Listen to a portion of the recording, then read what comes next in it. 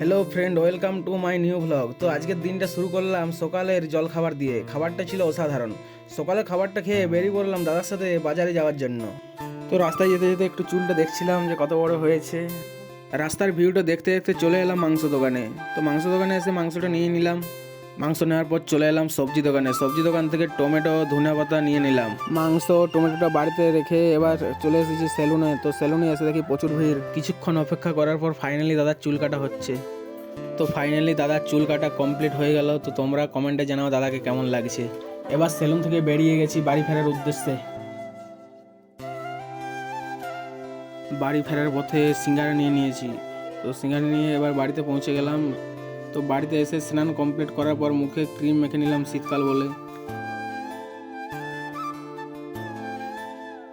তো দুপুরের খাবারটা খাচ্ছি। তো দুপুরের খাবারটা খেতে খেতে আজকের ভ্লগটা এখানেই শেষ করলাম। Tata, bye bye.